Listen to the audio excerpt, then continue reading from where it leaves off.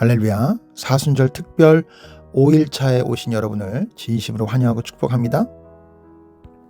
여러분 만약에 캄캄한 방에 갑자기 불이 켜진다면 여러분은 무엇을 가장 먼저 보시겠습니까? 창문? 가구? 벽? 아닙니다. 나 자신입니다. 그렇죠? 그럼 생각해 보십시오.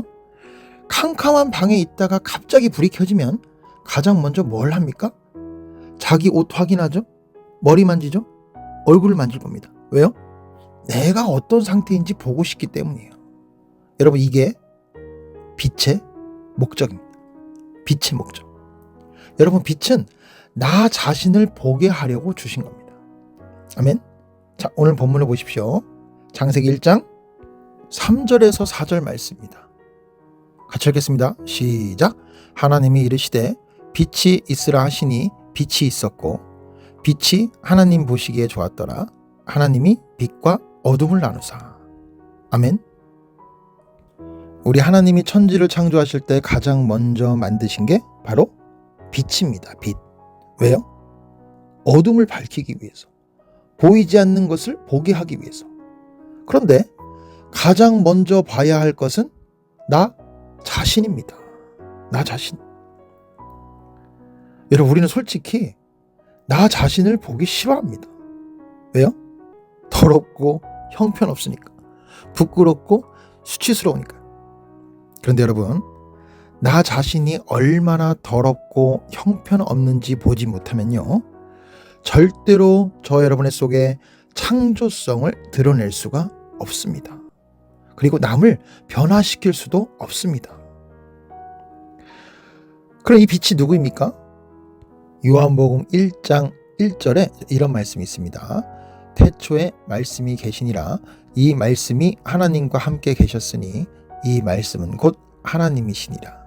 4절 말씀에 그 안에 생명이 있었으니 이 생명은 사람들의 빛이라. 아멘. 자, 말씀, 생명, 빛. 자, 이 모든 것이 다 뭐예요? 그렇습니다. 예수님입니다. 예수님. 일본의 미우라 아야코라는 이 작가가 이런 말을 했습니다. 잘 들어보세요. 빛에 등을 돌리고 있을 동안에는 나는 나 자신의 불길한 그림자만을 보았다.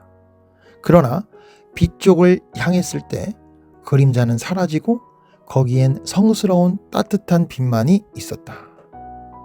자, 이런 말을 했어요. 자, 여러분 이게 무슨 뜻입니까? 빛을 등지면 뭐만 보여요? 그림자만 보입니다. 하지만 빛을 향하면 빛만 보이기 시작해요. 그런데 오늘 본문을 계속 볼까요? 하나님이 빛과 어둠을 나누사. 여러분 이것 좀 이상하지 않습니까? 하나님이 빛과 어둠을 합치신 게 아니라 나누셨다는 겁니다. 왜 나눴을까요? 왜 하나님은 빛과 어둠을 분리하셨을까요? 여러분 이게 오늘 말씀의 핵심입니다. 자, 분리는 선택입니다. 뭐가 선택이라고요? 분리는 선택이에요. 자, 여러분 생각해 보십시오.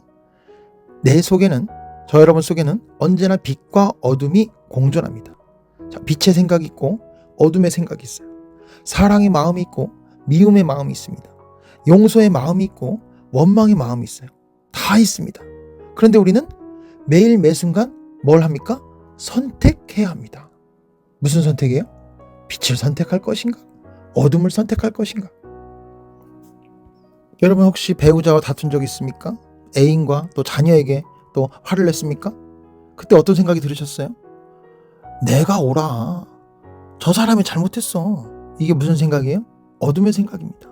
아니면 예수님이라면 어떻게 하셨을까? 내가 먼저 사과해야겠다. 이게 무슨 생각일까요?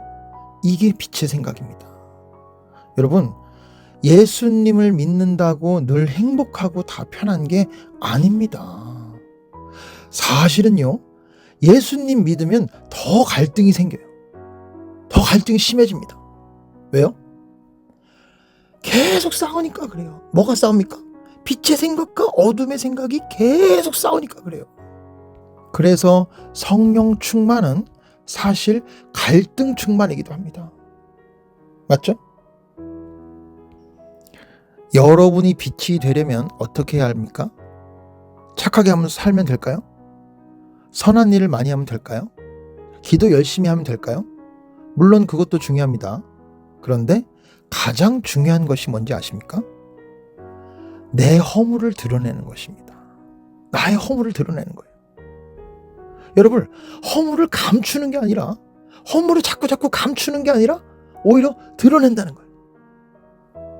사랑하는 여러분, 빛의 능력을 드러내는 가장 중요한 방법은 내가 나의 수치와 연약과 허물을 용기 있게 고백하는 것입니다. 그렇게 자신의 연약과 부끄러움을 드러낼 때 그것이 다른 이들을 비추는 빛이 되기 시작하는 거예요. 할렐루야. 자, 성경을 보십시오. 자, 다말과 시아버지 유다와의 동침 사건 기억하시죠? 성경은 오픈했습니다. 다윗과 밧세바와의 불륜 오픈했습니다. 베드로의 예수님 부인 어떻게 했습니까? 오픈했습니다. 왜요? 그것이 우리에게 빛이 되기 때문에, 그것이 우리에게 은혜가 되기 때문에, 그것이 우리를 살리기 때문에. 아멘. 여러분, 가룟 유다 아시죠? 가룟 유다? 그 가룟 유다도 예수님을 팔고 후회했습니다. 그런데 뭘 했습니까? 자기가 지은 죄, 자기가 책임을 지겠다고 자살해버렸습니다. 그게 뭐예요? 그게 자기 의라는 거예요. 그게 교만이라는 거예요. 우리는 우리의 죄를 책임 못 집니다. 하나님 앞에 내어놓고 은혜를 구하는 존재일 뿐이에요. 사랑하는 여러분, 1907년 평양 대부흥 운동을 기억하십니까? 그 운동이 어떻게 시작되는지도 아세요? 이 길선주 장로라는 사람이 있었어요. 이 길선주 장로가 친구의 돈을 훔쳤습니다. 그 친구의 돈을 훔쳤던 그 옛날의 그 사건을 공개적으로 고백하기 시작했어요. 그 순간 뭐가 임했을까요? 성령이 임하기 시작했습니다.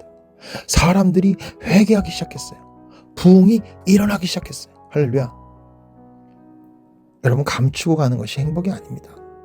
내 속에 어둠의 생각을 자복하고 회개할 때 우리에게서 무엇이 일어난다? 부흥이 일어난다는 사실입니다.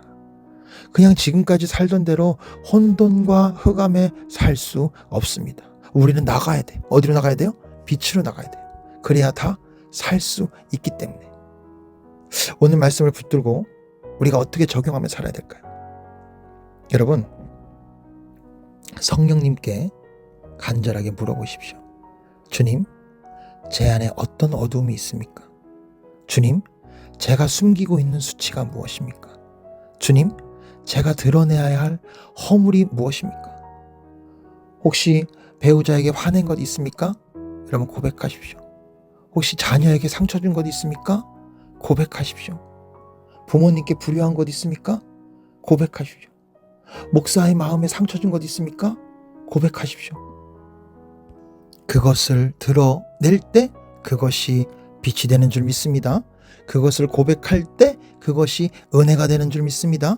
그것을 내어놓을 때 그것이 개인의 부흥과 교회의 부흥이 되는 거예요. 아멘.